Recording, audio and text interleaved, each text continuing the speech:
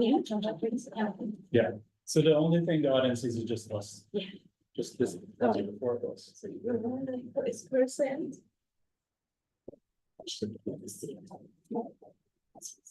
Okay, we're doing good. Yeah. Good morning and welcome to the launch of the policy brief, Hated More, Online Violence Targeting Women of Color Candidates in the 2024 US election. My name is Müge Finkel, and I'm the director of the Ford Institute for Human Security at the University of Pittsburgh. I'm very excited to be co-hosting this launch with my colleague, Dr. Dhanaraj Thakur, research director at the Center for Democracy and Technology. And we are joined by participants in person in Washington, D.C., in addition to 120 participants currently streaming live, including our research partners at the Politis Project at Koç University. This morning, we will first start with words of welcome from Dr. Kirsten Lauterbach, Dean of Graduate School of Public and International Affairs at the University of Pittsburgh, and our gracious host in this venue, before turning to Christina Wilford, the founder of the #ShePersisted, which is a digital global NGO focused on the intersection of democracy, women's leadership, and digital distortions. We are very, very lucky to have Christina's expertise this morning to help situate our research in the field of policy, advocacy, and global research on online violence against women in politics. We will follow up Christina's remarks with our presentation on the top line messages from our research. For our participants in the room, we have physical copies of the policy brief, while our participants online can access the brief at the Ford Institute and CDD websites. We included these links in the webinar chat. We hope to have at least half an hour for question and answers following our presentation. We ask that you submit your questions using the Q&A tab on the webinar. One of our team members will be moderating. She will make sure that we will get to as many questions as possible. And when we can't take them at the moment, we will direct you to more detailed information we have compiled about the study. We will also have the recording of the event available, should you like to share among your networks. Now, without further ado, it is my pleasure to invite Dr. Kirsten Lauterbach. Thank you so much, Dr. Finkel, for the invitation to be here and to share a few comments, and for all of your effort in bringing us together around what is, I think we all agree, an extremely important topic.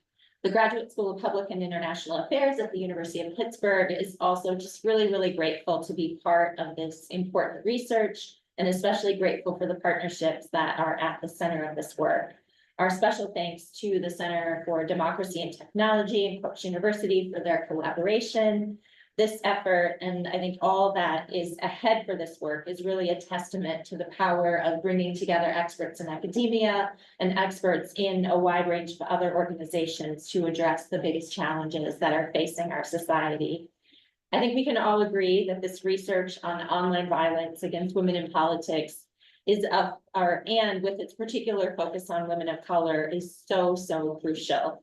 As we see this phenomenon playing out in the US and across the world, women and women leaders in particular have long faced the kinds of attacks and harassment not faced by their male counterparts. And as we've seen divisions grow in so many different societies, the rhetoric and the threats have grown, and the mechanisms to share them has significantly grown as our online environment has changed. I'm really grateful for the expertise of this research team and this partnership. The Ford Institute for Human Security at Pitt has been a leader in elevating awareness of a whole range of human security issues, and this work continues that tradition, and I think is poised to make an important impact on how we understand political and online violence, and especially its gender dynamics. I'm really hopeful that over time, it can also shape the remedies and the policies that we can use to address these issues. Thank you so much to Dr. Finkel, to the whole team. I'm really looking forward to hearing from you today. And I look forward to learning more in this session. My thanks to all who are joining us in person here at the Pitt Washington, D.C. Center, as well as online. Thank you so much. Thank you very much, Dean Lauterbach. We really appreciate having you here and having your support throughout this project. We're grateful. With that, I'm going to turn to my colleague, Chris Nevelfor, and again, she is the co-founder and co-director of the hashtag She Persisted, a leading NGO. So we are very lucky to have you join us, Chris. Thank you. Thank you, thank you. It's so wonderful to be here. Let me just frame a few points that I think can help us in discussion. I myself am just now going through the data. It was embargoed until today. But I can see some similar themes and that I think are relevant to all of our conversations around these issues. And one is we do have to have data-based conversations in order to inform an evidence discussion. And we shouldn't have to work so hard for that in the way that data from the social media companies is now being restricted severely. So that's sort of a topic we should dive into. Many of those who joined us in the room this morning also had to walk up 8 stairs because the elevator's not working. So we in this room are very committed to this topic. And so maybe our private industry partners can help out with that. So that's sort of one thing. So any type of new evidence-based information helps us put context to the parameters of what we're seeing here. So let me lay out a few thoughts. One is it's really important to consider the unique experience of women in politics. And one positive trend is that we're now addressing that the online world and offline world doesn't have a lot of separation. You know, there's a greater appreciation than, let's say, 4 or 5 years ago, when it was really seen as mean tweets and women, if you can't handle it, then get out of politics was sort of the tone. So now we have a breadth and depth of data that informs what's going on here. But we also need to further put it in the context of what these types of attacks against women who are in politics, who are elected leaders, who are running for office are meant to achieve. And that's where, in She Persisted, we ground this into the context of what's the state of democracy? Why is this happening?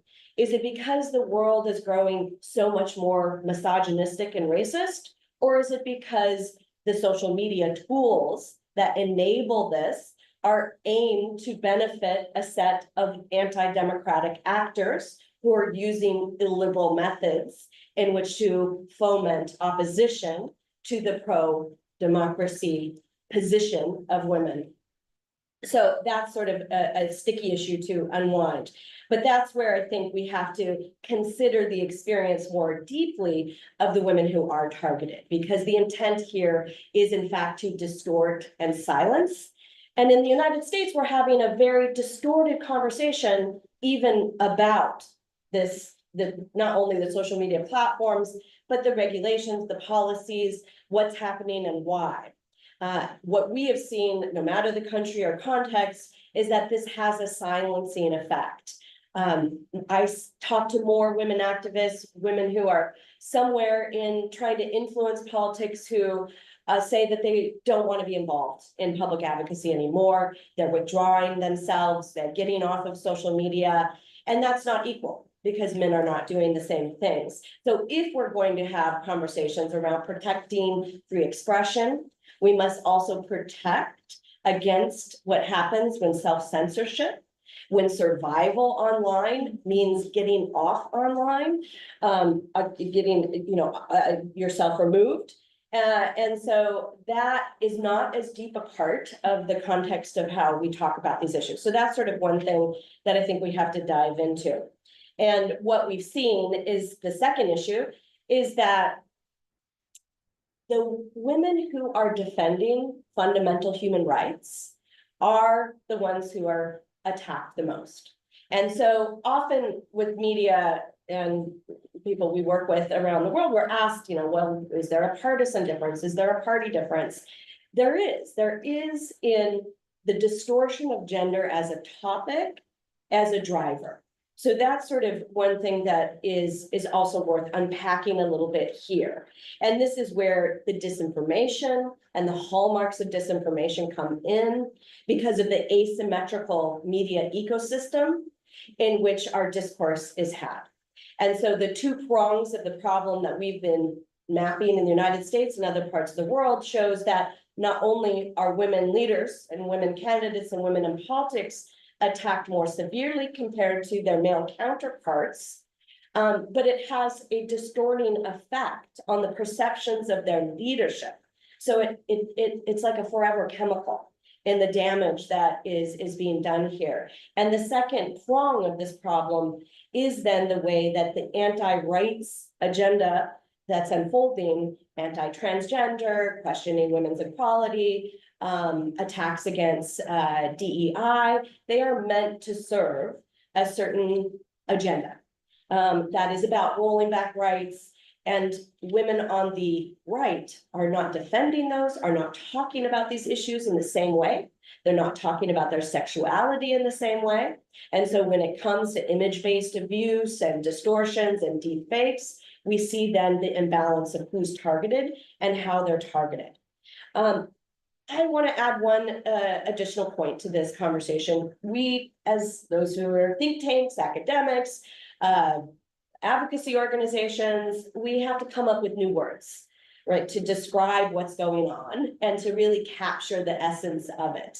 And so one of the phrases that has become, I think, the preferred framework for this is technology facilitated gender-based violence, referred to as TFGBV.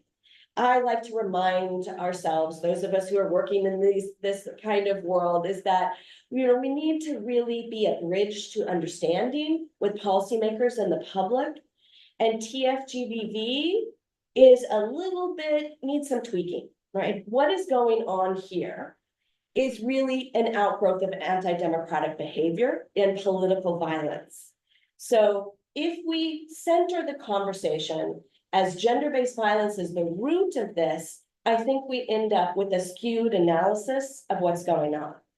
So gender-based violence is a convenient tactic in which to tap into misogynistic communities and grow them, but that's being done through the hallmarks of disinformation. So you can't separate, we shouldn't separate out what we think is actually happening in human reactions to women's rights and the growth of women. We should see the progress in the world, though, as the vulnerability right now of certain audiences who want to stall that and who want to bring it back, want to challenge it. So it's a rich conversation, but we need to broaden our language too, and think about this as gendered disinformation.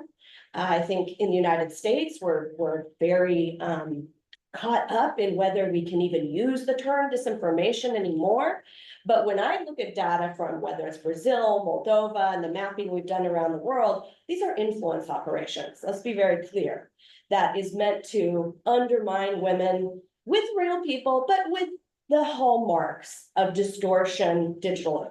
And that can only happen at scale with the tools of social media and with the lack of trust and safety within the social media companies. So I'm interested in having a conversation around the infrastructure that then is the threat surface in which these kinds of attacks are organized, less interested about the misogynist next door, because he's always going to be there and he's always going to be trying to undermine things. But how does this then get weaponized to the scale that it is because of the broader fight for fundamental rights.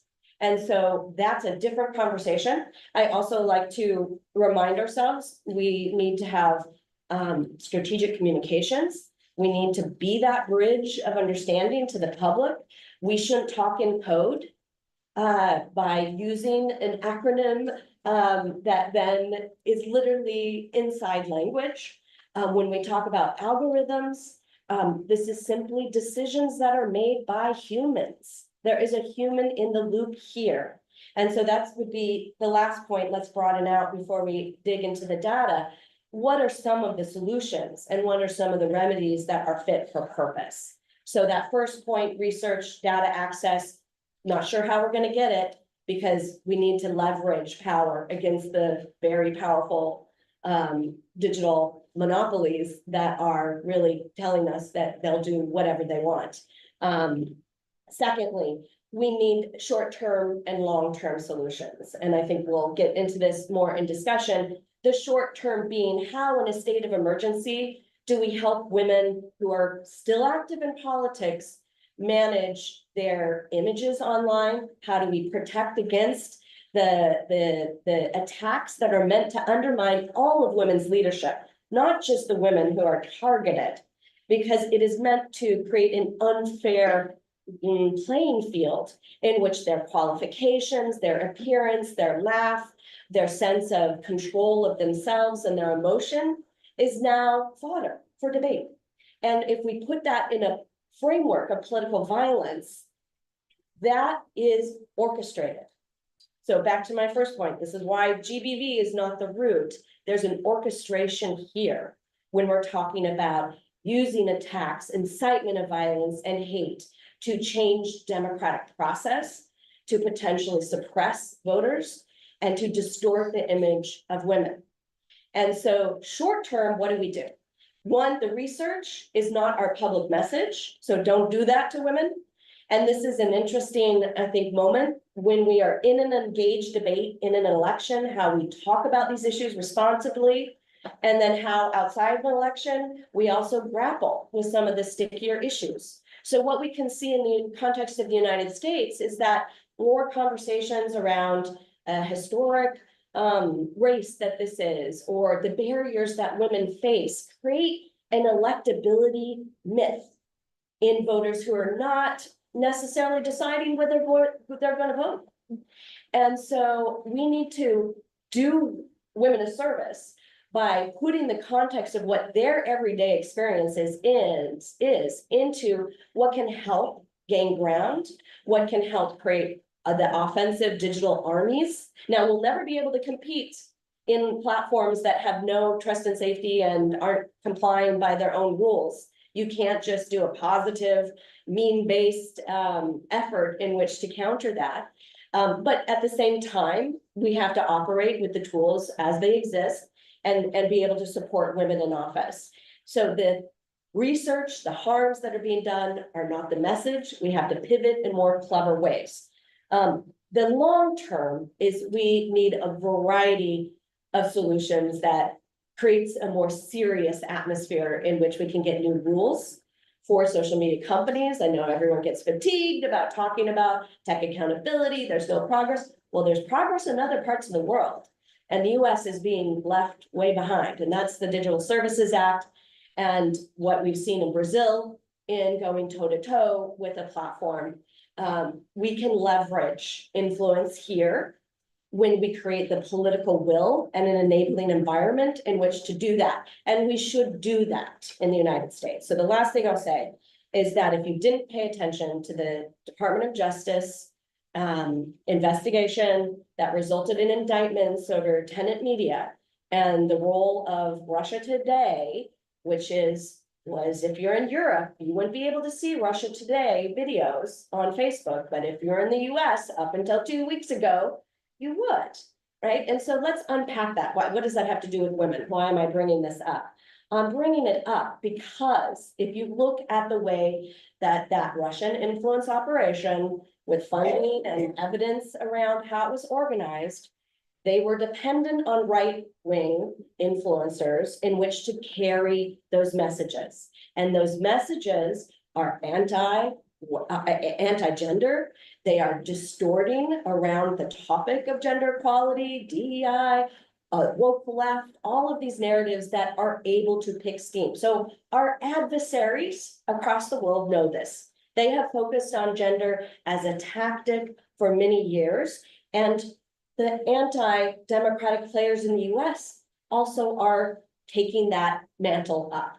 So we have to be honest about some of how this gets organized. There was a reporter who reached out, and this is just one tiny example of the responsibility I think we all have, whether we're academics, researchers, think tanks, we're working on the policy side, we're journalists trying to figure out how to cover this issue. The role of mainstream media can either help or hurt. How we try to create knowledge about the system, but at the same time realize we're in an active debate and an engaged debate. And what we do to expose can hurt or help. And so the German reporter that reached out, and this is one of many media stories that I don't do and I don't participate in, was wanting to do an article about the internet rumor that Michelle Obama is transgender. So this is one of the themes we've seen in the attacks, that women leaders, members of parliament, prime ministers, women who are perceived as strong publicly are subject with this kind of damaging character attack, which is meant to undermine a real conversation around transgender rights that is important for the world, for our country. But it's also meant to create the idea that the only power and authority for women comes if they're secretly men.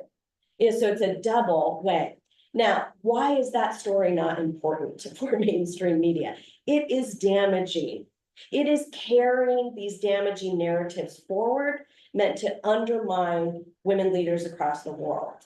And so my conversation and back and forth with this journalist was why they shouldn't cover that, why they are part of the ingredient that mainstreams attacks and makes it difficult for any woman to compete in this environment.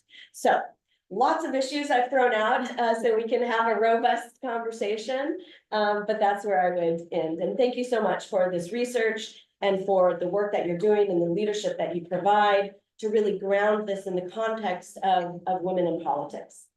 Thank you so much, Christina. And if we weren't intimidated before with this research, I think I am right now.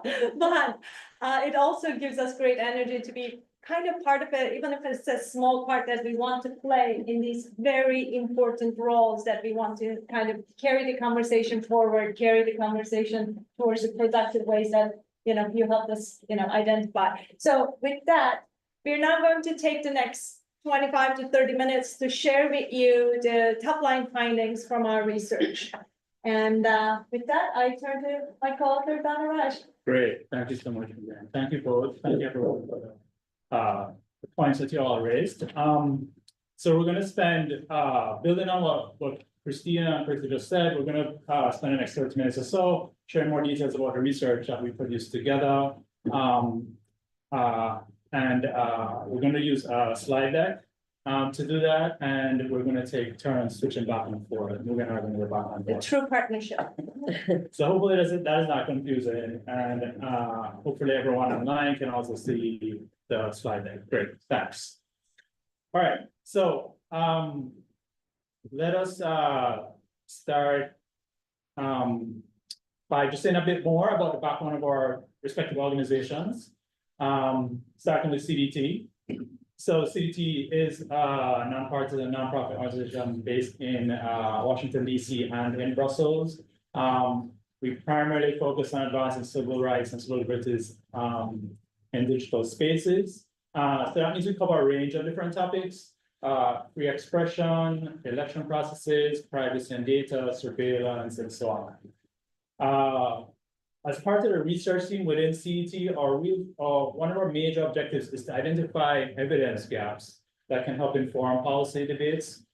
And this project that we discuss here, and it also builds on a stream of work that we've been doing for a while, is one of those gaps. Because in working with different groups of society, groups, advocates, other policy groups, such as She Persisted and others, there often is a lack of evidence around this issue, around violence against women online, violence against women in public life, but particularly around this connection with online, that kind of violence online and disinformation, and that intersection with it as well.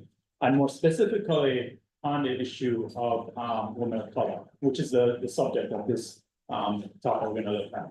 So we primarily, just to summarize, we primarily focus on civil rights, civil liberties online, and we, as part of the research team, we want to identify these really important gaps that we're going to present more about today.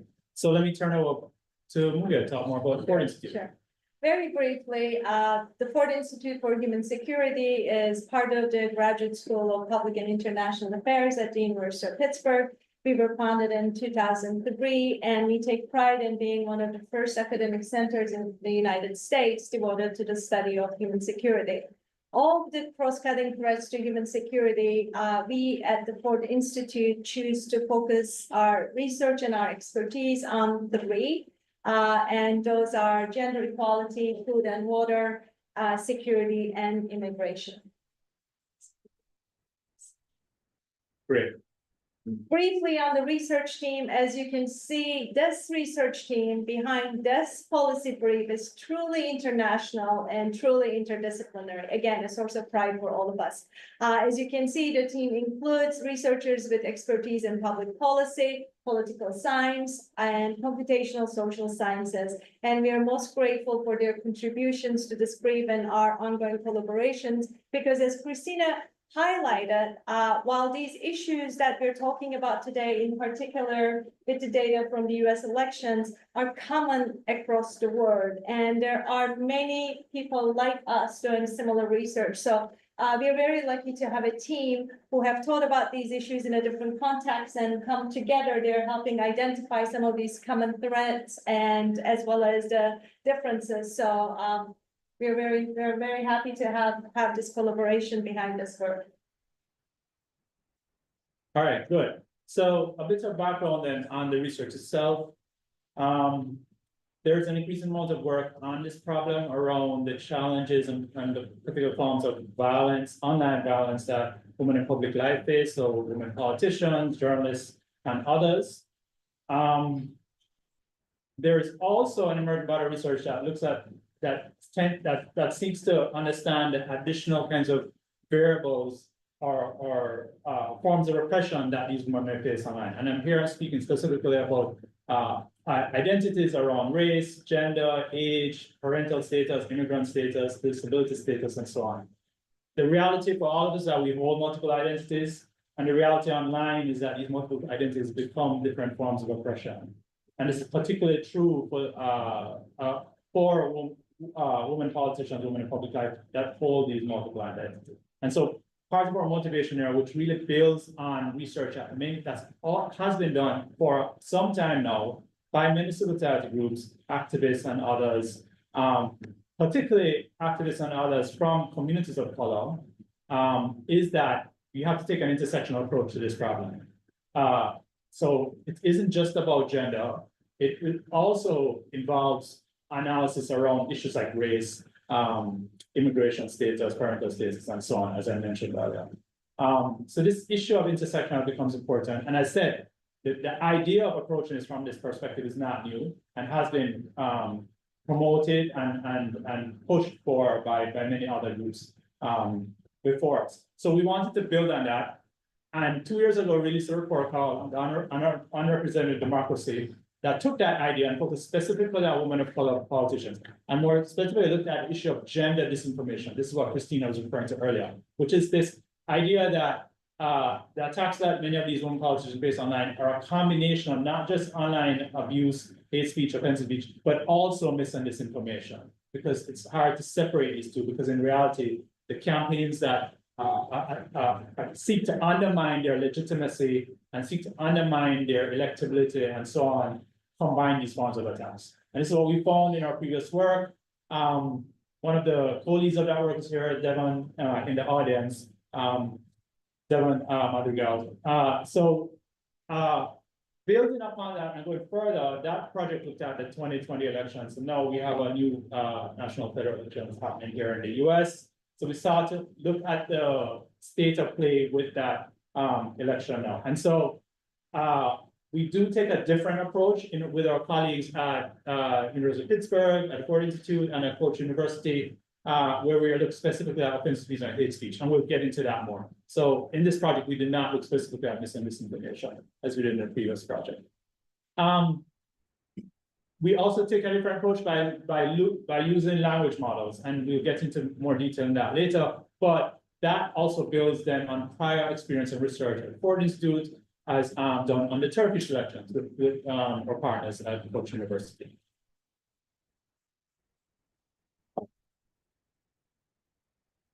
So in order to complete this exercise, we focused on conversations or specific posts on Twitter or X, formerly known as Twitter.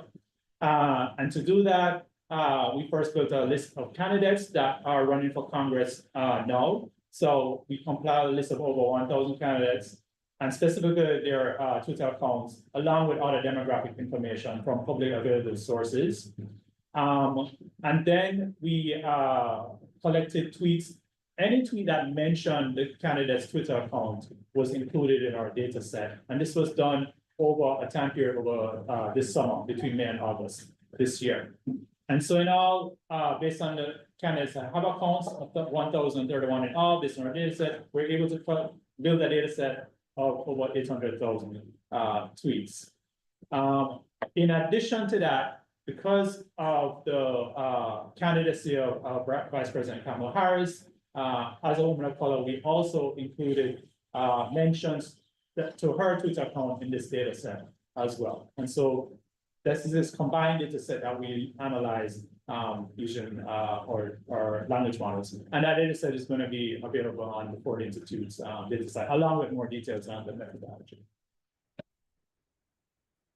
Okay, so I'll speak briefly to our methodology, and I say briefly with all intents and purposes, because we have a very longer description of our methodology that is going to be posted, and then you see the website there for you to kind of ask all kinds of curious questions, and hopefully that the report that we put together will address that. But to start off, we developed a conceptual typology for understanding and classifying types of offensive speech targeting political candidates. Christina referred to this a little bit briefly, and on the Rogers point about the previous research done by CBT demonstrates for those of us who are curious about the field that there are a lot of acronyms that are going around, and every piece of research produces its very own acronym. So instead of helping clarify the field to understand better, to measure better, and to remedy better, we are actually kind of adding to the complexity of the concepts. So for our own sake, we decided that for this particular research, we would focus on offensive speech targeting political candidates. We define in our team offensive speech as words or phrases that demean, threaten, insult, or ridicule a candidate. Those are our 4 types of offensive speech. And then we turn to hate speech. And for our study and for our research, we define hate speech as a subset of offensive speech. This is really crucial to kind of get it across as clearly as possible, because you're going to see our top line messages, and some of those findings may surprise you. But I would like to remind you, and I would like you to recall that there's offensive speech as the bigger category that does those 3 types of functions, and hate speech is a very specific subset of offensive speech, where a specific reference is made to someone's identity, including race, gender, sexual orientation, or religion. Based on this typology, our team developed original LLMs. So I will throw out my first acronym and I will qualify it, the large language models. And these are natural language processing tools that computational social scientists are very good and very keen on developing and making them do their jobs better. So we developed these original LLMs for binary hate speech, offensive speech, and offensive subtypes, the 4 subtypes that we mentioned. For the hate speech subtypes, we use a model developed by the researchers at UC Berkeley. And again, the idea doing this while developing our very own models was necessitated by the fact that the existing models, and there is like a whole menu of them, did not necessarily perform well with the tweets that we were interested in collecting and categorizing. So we worked on developing our own ones and make sure that their measurement scores were to the taste of everybody who was curious about these. So they perform better. So again, I will refer you to the much more detailed, and you can tell I'm a social scientist, not the computational social scientist, to kind of address those questions that you may have much more properly to the link that you see on the slide here. Okay, so to the meat of our study, right, we're here to discuss, with our focus on the 2024 US election, we compared, the levels of offensive speech and hate speech that different groups of congressional candidates are targeted based on their race and gender.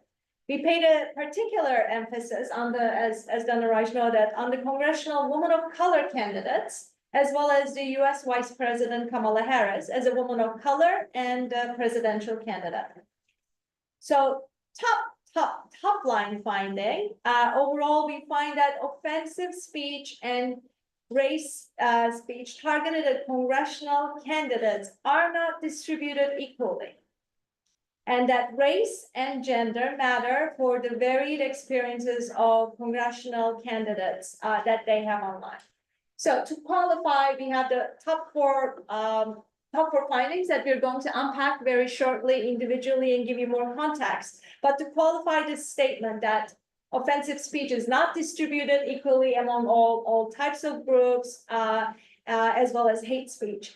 Our very first finding concerns a significant amount of offensive tweets that women of color candidates receive on average, reaching up to 20% of tweets for Asian American and African American women candidates. Second, we find that a similar trend holds true for hate speech, where African American women candidates in particular are targeted with significantly more hate speech than any other group that we have looked. And we're going to give you those like comparative numbers to kind of get you to see what we mean by significantly more than any other group. Our third finding is that party affiliation is an important factor shaping the levels of hate speech women candidates receive. Again, listening to Christina, this conversation didn't happen before the brief. Some of the points that were raised, like the types of female candidates who speak for the fundamental rights and find themselves defending those as part of their politics, may come into effect. But at the moment, we find that at least party affiliation is a significant factor shaping the levels of hate that we find candidates receiving. Finally, it was impossible not to inquire about Kamala Harris's experiences vis-a-vis the congressional women of color candidates. We find that Harris received proportionally less hate and offensive speech. I hesitate because I think, as many of you, we also find this quite puzzling. And we acknowledge, among the team, we acknowledge a series of factors that may have played into this finding, but we will get to that as we kind of unpack these findings individually one by one. Right, so let's turn to that and start unpacking these findings in more detail. So the first one that Mugi talked about was this was on offensive speech. So again, just a reminder, we're talking about speech that, or think of it this way, tweets that include some form of profanity, some kind of demeaning kind of language, or trying to ridicule the candidate, etc. But not including references to the candidate's identity. But this is significant. We're not talking about identity here, yet still, we find that women of color candidates are more likely to be targeted with these kinds of tweets. And more specifically, we didn't mention this in method, but we're talking specifically about the text within the tweets there, right? Asian American women candidates, African American candidates are much more likely to be impacted by this. More than 1 in 5 tweets that they are subject to includes this kind of language. The overall average for candidates across the board, so regardless of race and gender, was around 16%. And so this is in fact the level of targeting that white men candidates, men of color candidates, and Hispanic American women candidates were subject to. So the point is here that these two particular groups of women candidates, African American women and Asian American women, are more likely to be subject to this form of speech, right? And remember, we're not talking about race and other factors yet. Overall, there is a gender gap. So if you just look at women in general, regardless of race, regardless of party affiliation, and so on, women are more likely to be subject to offensive speech based on the data set. We have a woman candidates that is more likely subject to this kind of speech. What's also interesting in our analysis was that I mentioned different kinds of offensive speech, right? Profanity, text tweets that involve profanity or ridicule in the candidates, etc. The pattern of the proportion of these tweets across different groups is the same. So the amount of tweets that contain some kind of ridicule or profanity that was subject to African American women candidates or white men or white women was essentially all the same. The proportions were all the same. So for the vast majority of candidates, they're subject to this kind of ridicule, which in other words are tweets that don't necessarily include profanity, but are trying to demean them or ridicule them in certain ways. So for example, calling them stupid, or one example is like you're dumb as a rock or things like that, right? Profanity was much less. So it's interesting that across the board that these proportions were similar. However, proportionally, women of color candidates were subject to this more than others. The other category that we talked about is hate speech. Now here we are talking about any kind of tweet or comment that references things like the candidate's race, gender, religious affiliations, or something about their religion, sexual orientation, and so on. So here, there's a much more significant difference across the different groups. And we're looking at starting again by looking at women of color candidates on this slide. You can see that African American women candidates are subject to significantly more of hate speech than other women of color candidates. 4 times as much, I think, in fact. Again, so if we look beyond just women of colors, so beyond just what we have on the chart here, you compare this to say men of color or other groups, it's also significantly higher. In fact, it was if you compare African American, what African American women candidates are subject to was 7 times as much hate speech or compared to men of color, or more than 3 times compared to white women and 18 times compared to white men. Now, you could argue that with white men, because we're talking about identity here, they may be less likely to be subject to this kind of speech. But the key point is a huge difference. That the key point I want to raise is this huge difference between the two, right? So this points to what many researchers, particularly those from communities of color, have already pointed out before. And I mentioned this at the start in terms of the background of this research. It's not the idea that African American women are subject to more of this kind of hate speech online is not particularly new, but I do want to raise how proportionally it is drastically different from the other candidates. It also kind of reinforces research that already exists, particularly in social sciences and political sciences, around the kinds of experiences that African American women have online. You can think of the work of people like Moya Bailey and others who talk of Mr. Janor. There's also research that focused specifically on Twitter a couple of years ago by Amnesty that talked about the toxicity of Twitter, particularly for Black women online. So this kind of severity around these kinds of this particular group candidates is not new, but we are, it shows that this trend continues even right now in this current election cycle. And it shows the kinds of additional obstacles that some candidates face over others.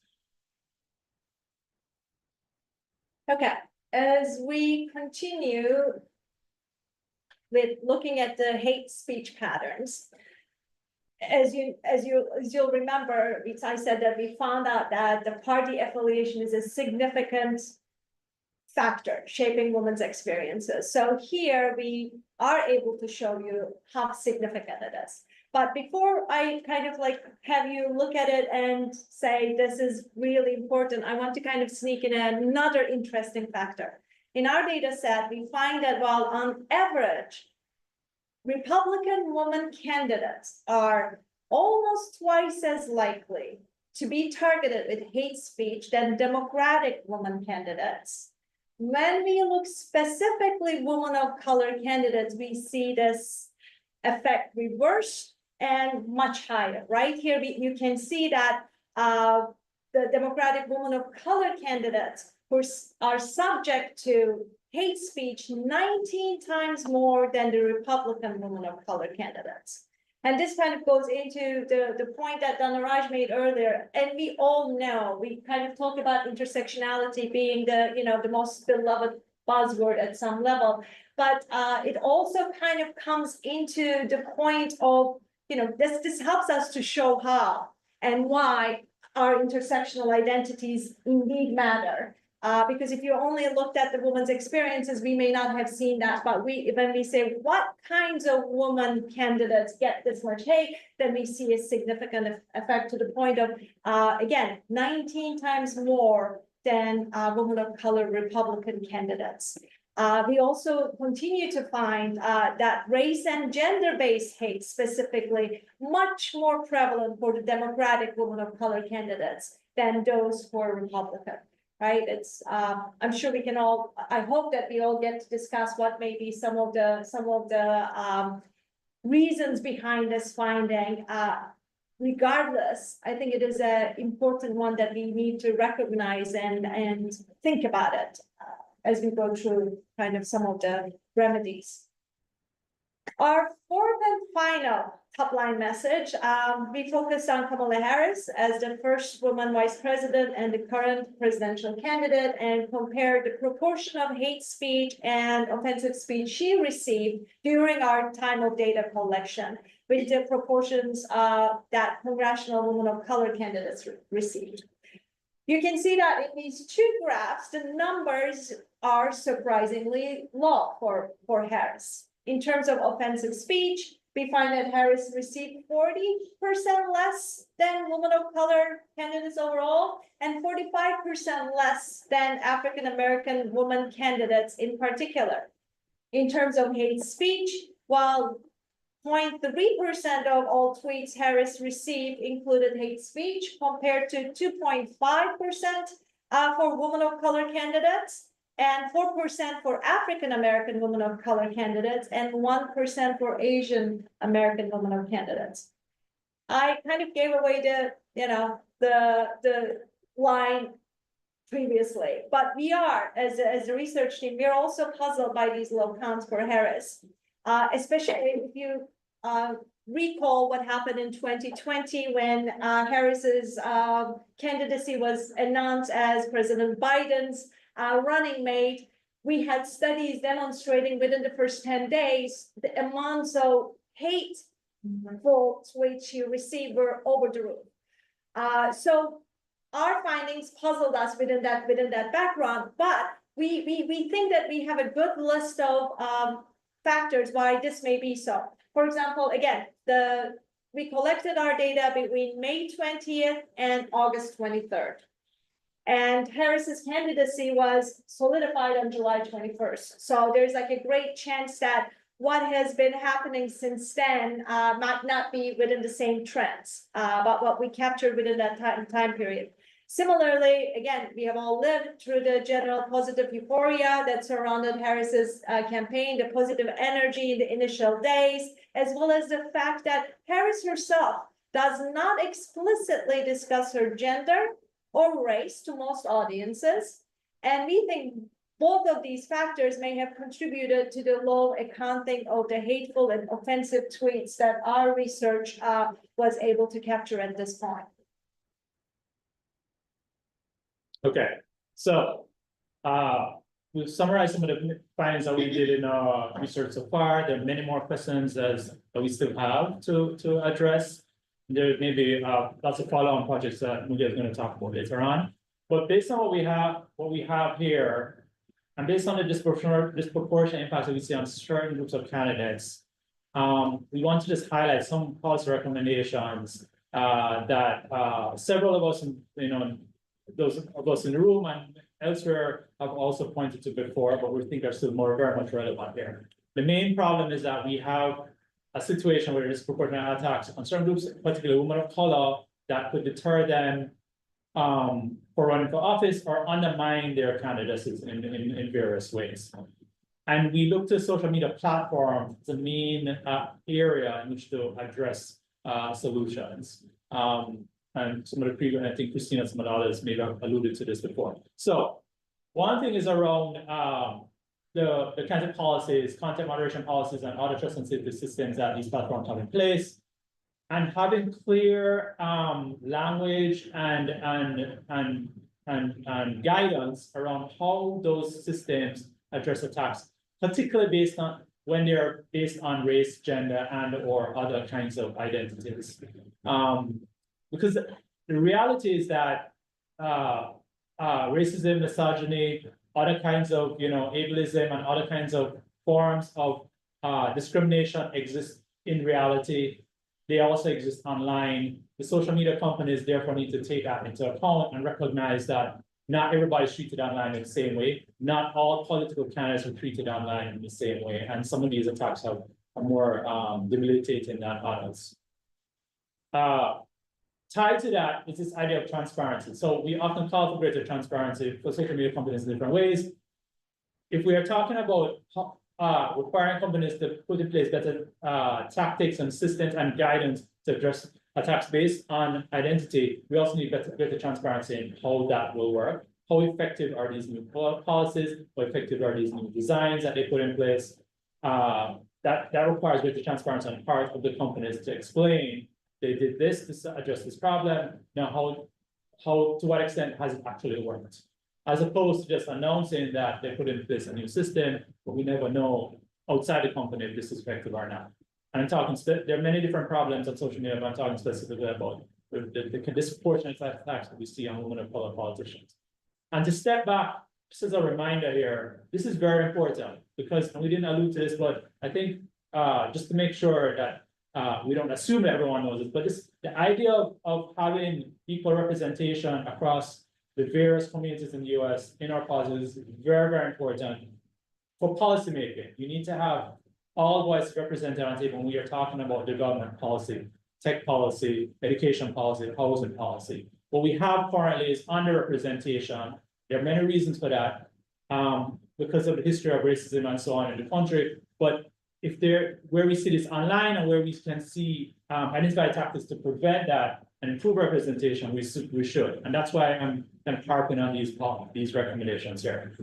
Reporting tools. So we talk about the broad problem of online attacks against women, various forms of violence and gender-based violence and other forms of violence. Reporting tools and reporting systems have been put in place by many different platform companies, social media platforms, companies. But we also often hear from other research, from our civil society fellows, academics and others, that these reporting tools fall short in many ways. For example, many of the people that will, and by the way, this is something that was mentioned in our previous project where we actually interviewed women of color candidates. When they do make use of these reporting systems, they're never sure where in the process their report is, where their request is, and what is being done to address the problem that they highlighted. They often view it as lacking, as a poor means of accountability for the problems that they face. So there are many other organizations that pointed to this as well, but we're just highlighting this here because of the specific problem we're talking about. We need these candidates and their teams and their campaigns need better reporting systems in order to address this problem. Risk assessments refers to this idea that social media platforms, when they are trying to put in place new systems, new forms of presenting their news feeds or new design features, they should have risk assessments to understand the potential impacts that this could have. And here we place an emphasis on race and gender. So what kinds of impacts would new systems, new features, new affordances, and so on have on women of color candidates, for example? Could this help them, or may this introduce new risks? And this is a kind of question that these social media platforms should ask themselves and should investigate before putting in place new features. Because sometimes new features can have disproportionate impacts on people. And here we go back to the problem that we're already seeing. We don't want to make this problem worse for women of color candidates in particular. You already heard the notion of access to data. So I'll repeat it here, that we need, as independent researchers outside of these companies, better access to data on the platforms in order to understand the problems themselves. So in this study, we were able to access some data from X to understand what was happening. But bear in mind, we always get just a snapshot of what's going on. My guess is that the problem is actually much worse than what we can identify. And this is just on this platform. The problem exists on all platforms. But we have very little insight into what's happening. We have very little insight into like who the actors are behind this. Like we can tell you here's a tweet, but we don't know if this tweet, we don't know the extent to which this tweet was part of a coordinated campaign or part of like an information, influence operation, or the extent to which it permeates across different platforms and so on.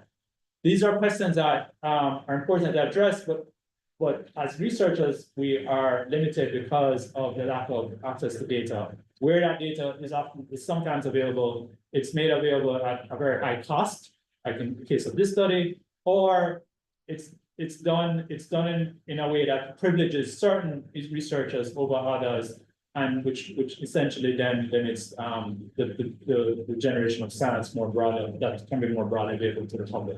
So we need better tools for this.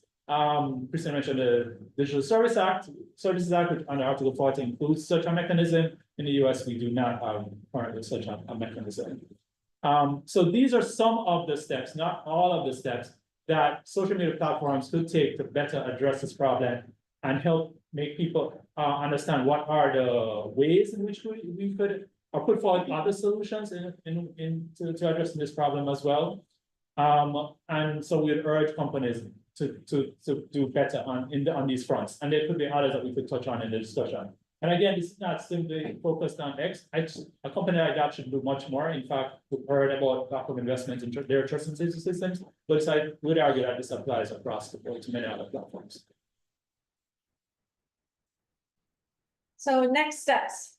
In addition to taking part in the policy discussions and advocating, as Donna Rice summarized, stronger measures for social media platforms, our goal is to be able to contribute to knowledge production as concerns academic research on online violence against women in politics in and of itself, but not separated from the larger and more important discussions as part of quality of democracy and quality of democratic governance. So we do want to understand what happens to online to women in politics on online and offline platforms, but we also want to be able to bridge that is causing other important consequences for all of us.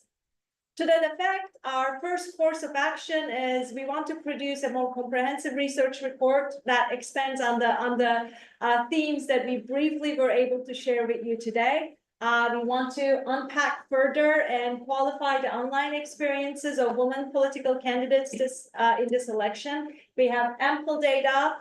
We have very smart counterparts and a research team.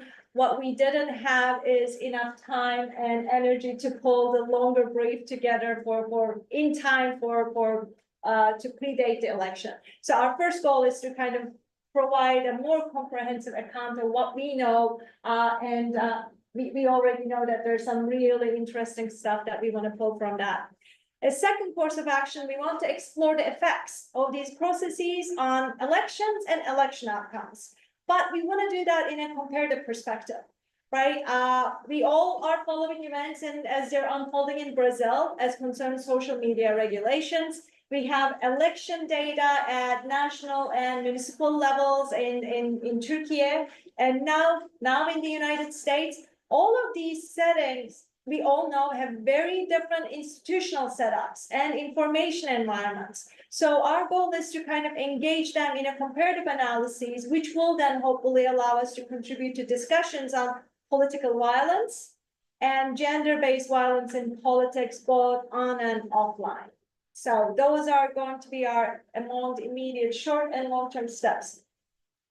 Great, okay, good. So we're gonna wrap up shortly and then move to Q&A. But before that, it's important to thank the large number of people that were behind this project. Mugia already pointed out to the research team at Ford Institute and at the Politics Project at Ford University and at CDT. But as you see, there are many people here listed on the slide and listed in the document that were also supported this project, both many of my colleagues at CDT and also at the Ford Institute, and then the the project was supported through several grants, one from the Knight Foundation, CET, and then the Kabak grant to the University of Pittsburgh. And if I may add one addition, I am so grateful to have Dean Carissa Slaughter back here. Having her support means a lot to us as to kind of help us really further this study, making it an important fact. It is important to all of us that we spend our days and nights, but it is so important to have our colleagues to acknowledge that this is an important piece for our school, for the new generation of policymakers, and for all of us to collectively think. And I also want to thank Megan Warren, who hosted us, got us the space. So this is wonderful, and we're grateful, Megan. Thank you. Great, well, thank you. We can stop there, stop the presentation anyway. They're right there. Great. Thank you.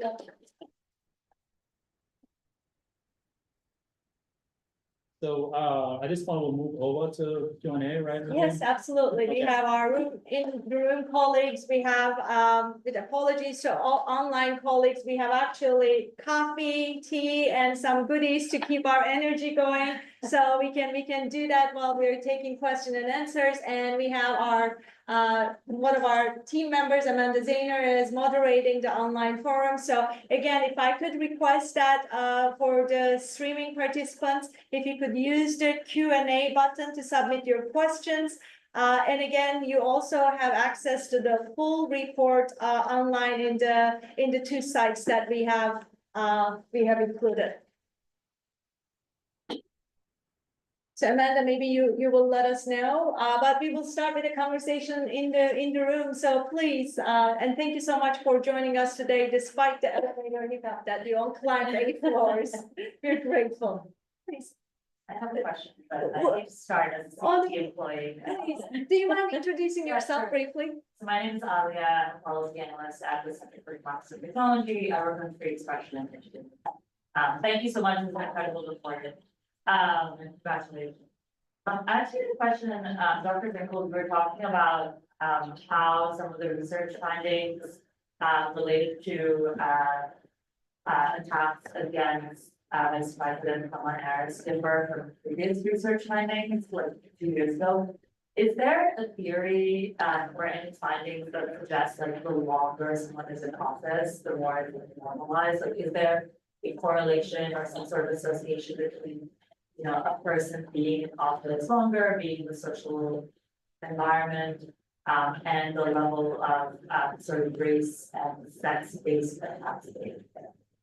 It's an excellent question. So my answer is not going to satisfy you, but I will attempt. One of the things that we're very curious about researching is the effect of incumbency, right? So we are going to dwell into it, but we do have that data for the US election, and we also have that data in the Turkish election. So we are going to be able to do that, and we're curious about looking into it. We haven't done that analysis for this study yet. But since you asked for the theory and the hypotheses, I think one of the things that the reference that I mentioned contradicts what you are and I would be thinking as a political scientist, right? Like at the point of last election, when Kamala Harris was named as the running partner, the amount of attacks that were skyrocketing was within the first 2 weeks. And this research was published. I think the hashtag She Persisted kind of quoted it, but it was in New York Times and it was in Washington Post. It's just skyrocketed. They looked at the first 2 weeks. So when we look at the first 2 weeks now, we don't see that. So it is a curious question in terms of how, why, and I can only suspect that there is like the situation of this particular election is I hate to say unique, because every election is unique in its own way, but it is indeed a different one. So we will be looking at that. We are extending our time period to kind of see whether that is indeed a thing, and we're hoping that we'll include some of the references in the longer report. But my colleagues who've been in this kind of research, please.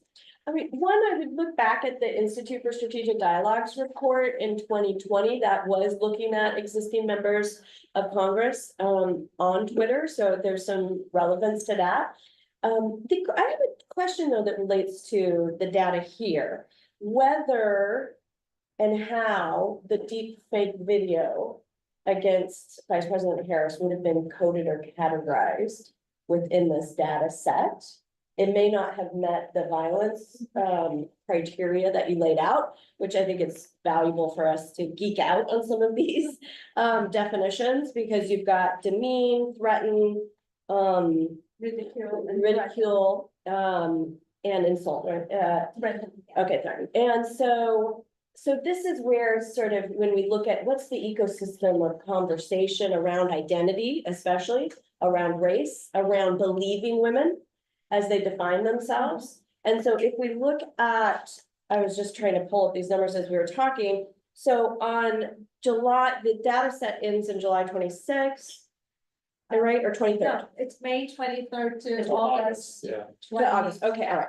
So in the first, I think, week we were within the campaign with Vice President Harris, there was a deep fake, the first major of the election, distorting her campaign video that was retweeted by Elon Musk that has generated 123 million views. Right. Now, Right. so where does that factor in? Because if we're looking at sort of distorted imagery, and sadly, even the parody label was taken off of that deep fake in order to share it to his 198 million followers. So where does that, how does that factor in? Yeah, that's a good example, and that there's a lot of attention paid to that because of the retweeting and because there was debate about whether or not it was a party, but so that the side does essentially, it was essentially meant to then attack on her. The thing is, as I mentioned at the start, the language models that we use look specifically at text, right? So what that means then is that we would not have done this kind of analysis on a video or image. And what implication then that I would draw from that is that we could be in effect undercounting the degree of offensive speech and hate speech of the targeted candidates. The ones that run for Congress, but then also the same analysis applies to Vice President Harris's, the tweets that are targeted Vice President Harris. So it could be undercounted there as well. So then we would not include these kinds of comments or tweets that have the video attached to it, right? So it could be an undercounting problem. It's hard to say the extent to which that impacts this finding about the comparison between Vice President Harris and other women. It's hard to say to that. And to go back to like Alice's question, so I think the part of the challenge are these constraints that we have with the analysis of the data on Vice President Harris itself, a particular time period. We could, and I would guess that if we looked at it now, like here in September and October, it might actually go worse for Vice President Harris, because at the time her campaign had just started, you could argue there's a lot of positive kind of commentary about her nomination, whereas now it might be different, right? So again, these are questions that would require like more analysis and maybe more data as well. Yeah. Yes. In the research, did the candidate have to be tagged for it to get picked up for any type of hate speech or demeaning language? Yes. Okay, they had to be tagged, because my thought would be, there's a lot of accounts, especially on X, that like use posts for engagement farming, so they don't specifically say anything demeaning or like they allude to it, and then in the quotes, that's where you see like user engagement with the hate speech, like within the quotes, but nobody's tagged within the post. So. Right. So here they have to be tagged. Okay. Because of the methodology we use, we have to use a kind of standard approach to looking at all the candidates, all comments about all candidates, right? Mm-hmm. So it requires that their account, their Twitter account be tagged in the comments. So the tweets that we include in the data set would say, there's some about the one that I remember is like, you're dumb as a rock. So it literally said, at candidate, you're dumb as a rock. So it would be someone speaking to the candidate. It could include like maybe two Twitter accounts in the same message, but if it went up to 3 or more, we did not include those, because now they're referring. Now it's hard to determine like who are they referring to in that conversation. So what that means then is that if someone said like hashtag Kamala, or just the word Kamala Harris without her account linked to it, and then we're going on to like some like offensive or whatever it is, that would not be included because her account was not included. So again, this could be an unaccounted problem, right? Yeah. But it's because of the approach of the knowledge used that we employ here, that's all that. To be fair on the being on the conservative end. To kind of make sure that what we counted as were strictly kind of Right. like we could back it up with the language models that we fared on the conservative end. Yeah, Sure. but also it points to the need for consistency in the method, right? Because a Twitter account, we're clear that that is included and we're clear who that account belongs to, for the candidates anyway. But if you use like names or variation of names or misspelling of names, then you get into more subjective analysis about, are they actually talking about this person? Or is this quote to somebody else, or that becomes a more complex exercise. But it's also been a strategy to evade rules. Completely by true, actors. Completely true. When you talk about algo speak and things like that, people may use variations in order to create like filters. Mhm. Please. I'm gonna pile on one more methodological question. So sorry that we have a Oh, I'm Xavier Framer from the Brookings Institution. fantastic, thank you so much for your question. My name's Ben, I'm a researcher at the American Sunlight Project. Thank you so much for joining. For the distribution of the, like all the candidates, I'm just curious if we could describe it just a bit, like, on the maximum end, which kind of maybe not necessarily which candidate is mentioned most frequently, but like, what was like the top number of mentions for a single candidate? What was like the minimum? I'm just sort of curious how that was skewed. That I don't know. I don't. have that. That we have to data, but we don't know, but can probably Fair enough. recall it from the top, so I think maybe. Amanda, if you don't mind taking that question on, and then maybe we could just fire up our colleagues at the Politis Project at Coach University are online. And they offer to kind of participate as we go along, so before you leave, we may be able to have that information, which would be lovely. Thank you for your question, and it is important because like some of the things that we talked about, and I think the hardest part of the team is like when we had all the results and we had like a 5-hour meeting thinking which ones will make it to the 4-pager, and then you see 4-pager became an 8-pager. So there is a lot of interesting questions that we all want to ask, so it will be great to kind of in the longer version to include this portion. It's a good question because what we are everything we're presenting here, just to be clear, is averages, right? Yes. Talk about women of color, this is the average across all women of color. And some women of color, like AOC, is what are more prominent than others. The degree of proportions may be higher for them than others. But we didn't get into like individual candidates here, partly intentionally because we want to look at groups. And talk about the narrative in that sense. But there's clearly important research questions asked about specific candidates as well, right? And I'm sure you're probably thinking about the Republican woman candidates, right? So while the numbers are small, but they're very vocal, so how that definitely plays into the whole numbers of the tweets that they receive and averages.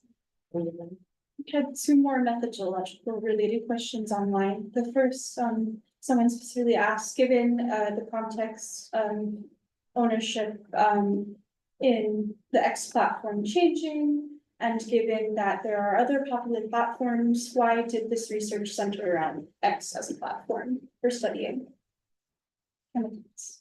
So this is a challenge that many researchers have faced when it comes to like looking at the problems around violence against women online. And this are just generally looking at social media, which is that X in the past had made it easier for access to data on that platform. Now this is much less so, it's become much more expensive on that platform. But there's also a strategic value in looking at X because many politicians and journalists continue to use that platform.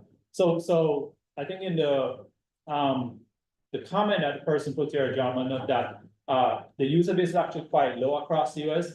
This is true, but for X, is it 22 or 23%? But as you could tell, almost all the candidates that we looked at have a presence on X. Like there were maybe 1,100 that was in the original database, but in the end, we found out 1,031 or something like that. So almost all of them are present there, which says a lot about the value that politicians see in X and then journalists and so on. So there's value in like looking at the conversation there, but you're completely right. In terms of popularity, it's not the most popular platform.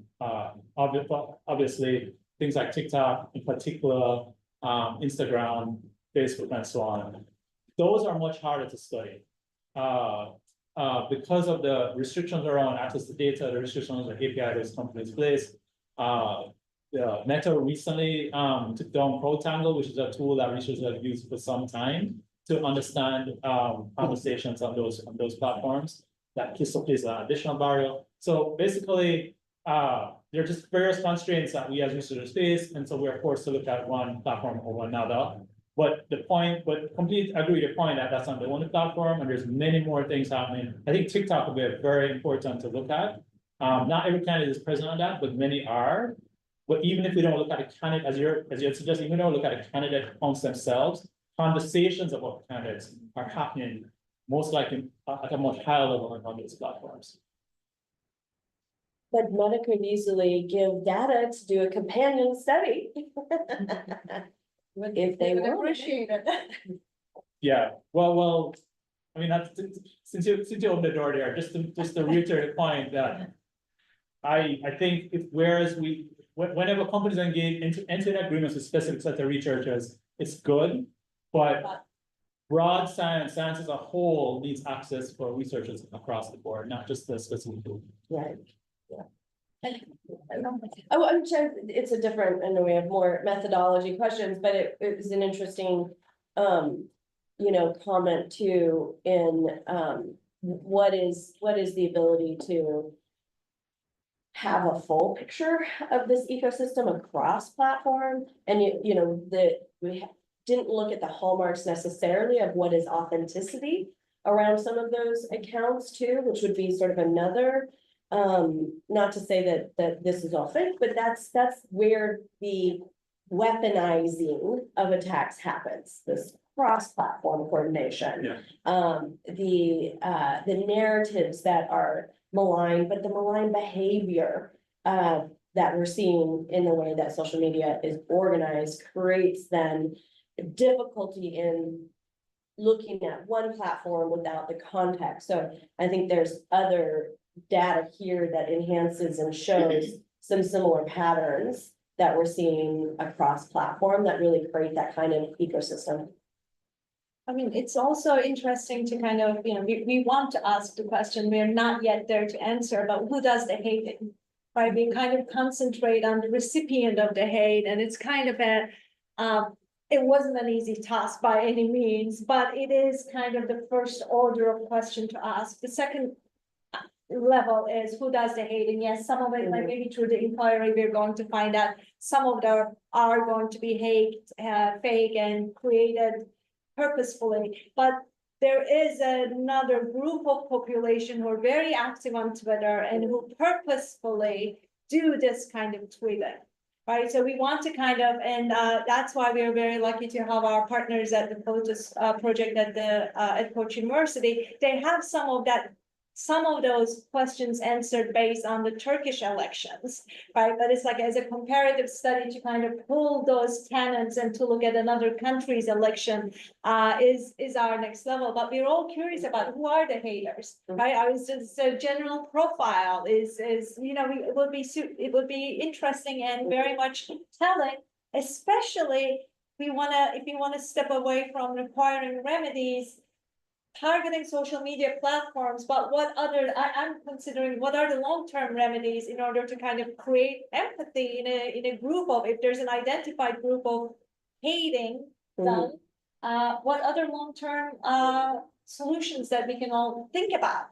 Yeah, I think, what you just said reminded me of a point that we found in our previous study on the 2020 elections, which was that some of the people that were sharing these kinds of abusive language at women of color candidates and missing disinformation were actually other candidates themselves. And so I think it would be interesting, a kind of additional question to ask when you focus on who is doing this, is to look at the extent to which actual candidates that are running for office are involved in these networks that are part of these coordinated campaigns, or at a minimum sharing similar themes, because we actually, anecdotally saw where, so there's an example in Texas where, there's a woman of color running for office, a medical doctor, and there were lots of, images that were shared to kind of discount or suggest that she was not, that she was, pretending to be a medical doctor. And some of those tweets came from her opponent in the other party. So I suspect that's maybe not an isolated incident, but just goes to build on why it's important to understand, who is But not only the hate, Oh, no, go ahead. not only the hate, so what is the origin of hate? But what is that hate based on? So this is where the conspiratorial kind of content around our political discourse, then that is the first trigger point of an emotional reaction that is distorted. And that's why I view these issues as political violence, because political violence is orchestrated, it's not spontaneous. And so one of the first steps is to erode trust in not only individuals,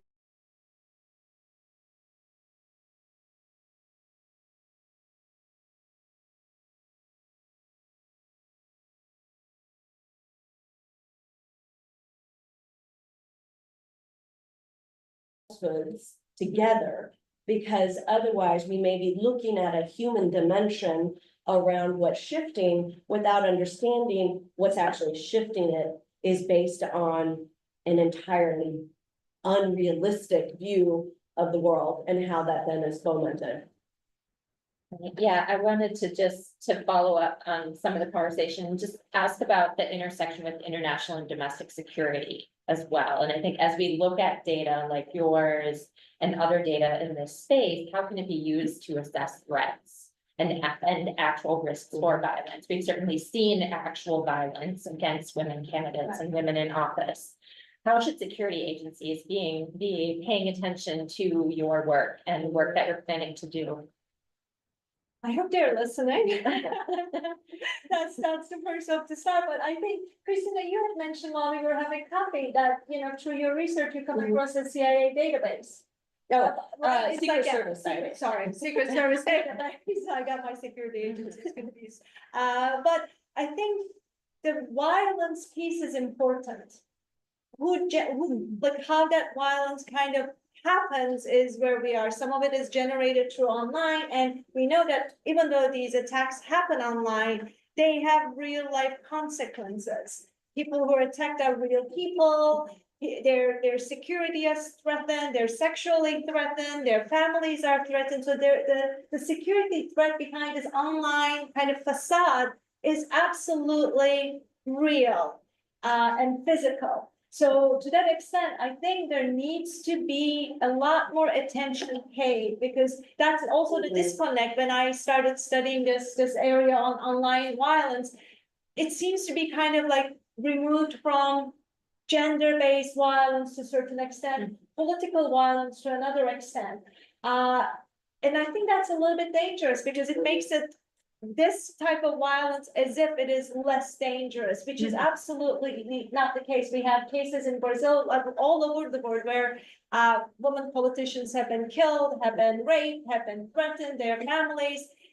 So I think there has to be, that's why it's great to be partnering with advocacy and organizations on the ground who have a mission statement to kind of carry this to the lawmakers. We, in the academic world, we want to kind of give you the arms and the weapons to stick with the security theme, but I think it's like, if it just stays on what we found, it doesn't do service. It needs to get to the second level. Someone needs to hear it. And that's why we have partners who hopefully have the ears of agencies that are going to need to hear. But I think our intelligence agencies in the US and policymakers have normalized attacks against women. And so we're not seeing the way that this is a core part of distortions, influence operations, and threats to our national security. And the platforms, unfortunately, do very little. In fact, I'm just on the way over here. So definitely check out the Wired investigation yesterday around inside 2 years of turmoil at Big Tech's anti-terrorism group. So the effort after Christchurch call to come together and deal with actual terrorist accounts. So if they're not adequately providing protections and data for noted terrorist activity online, the idea that we can get them to sophisticate their approach to gender, it's not going to happen with the platforms. This requires policy and leadership, period. And hopefully we will be past the election in a way where we can make meaningful efforts around these issues with, the leadership that's needed in the United States right now for that. We have 3 minutes left to at our disposal. So if there are any questions, please, Matt. Very Please. quick, my name is Matt, I'm a UC alumni, working for USA Bureau of Diplomatic Assistance, down the street. Quick comment on the methodology. I want to commend how I think you found a really good middle ground between a conservative approach, making sure that the data wasn't convoluted by subjective analysis. I can see how you could go in so many different directions with like the using the use of hashtags, the way you were talking earlier about how people intentionally get around the coding or the reporting there by using misspelling, etc.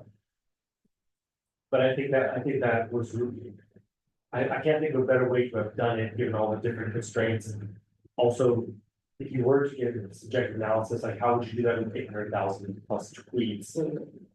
Manually, so, but then that's my question.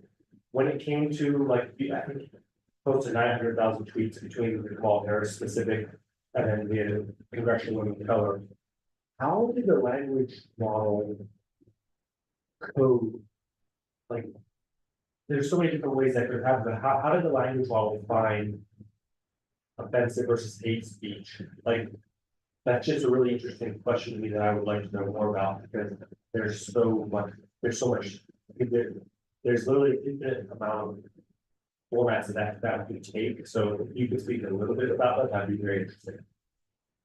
Amanda, can you speak a little bit about it? And speak just briefly. So it took a lot, so our coding team from Washington University, they took time to annotate a sample of like X amount of tweets between like 300 to 1,000, depending on the like total data set that we had. And they created like definitional parameters for what words and what language was considered hateful versus offensive, and whether it counted as profanities. And thankfully, there is some crowdsourcing involved, so that's where the UC Berkeley model and other like different BERT-based language models and these other language and processing tools really come in handy, because they help make the task a little easier for us to define language and use our own models to adapt to that. And so they were able to define the parameters of what was hateful, what was offensive, and what types to then train their models and classify it accordingly, and then check it and see how it was performing. And if it seemed to like the human eye, if it seemed off, then they could go back and re-annotate it. If that makes sense.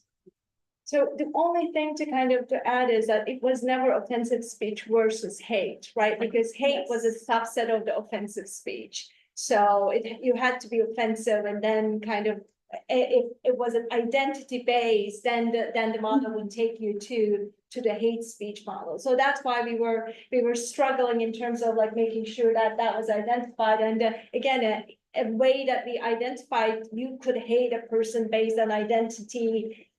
Multiple identities were captured by the model, and that took you from the subset of the offensive speech to the hate speech. So and I will take, I know we are off, but I want to leave you with 6 more numbers that may not come out, because I think it to me, as again, I'll frame myself as a social scientist, it like brings the whole problem together, and I will leave Donna Reich to do the conclusion for us. So for all these tweets that our models have logged, 16% of them contained offensive speech. Of those 16%, 4.4 were hateful of all. when we looked at the woman political candidates, of all the tweets that woman political candidates got, it was 18.4% were offensive, 9.2 were hateful. When then we looked at African American political candidates, we found that 21% of all of their tweets were offensive, and of that, 19% were hateful. So there is a huge, look, we can all go around and talk about politics being kind of a violent space, and at some point it's violent for everyone. But unless we ask these questions of who gets the worst of this violence, so again, those are my 6 numbers that kind of makes me understand what we're doing and why we're doing it. So I wanted to kind of leave you with those, that makes sense. And thank you so much for me, and Thanaraj, please. Yeah, I just thank you. Thanks everyone for attending, and thanks everyone online and asking these really good questions and for the discussion. Thanks both Christine and Carissa for joining us and providing your questions as well. And thanks to all the collaborators on the project at the Ford Institute and at Coach University that made this happen. There's a lot more follow-up stuff that we have to do, and you alluded to that. So we're looking forward to that. And if anyone is interested in continuing these conversations, please reach out to us. Please. Yeah. Thank you so much. Thank you.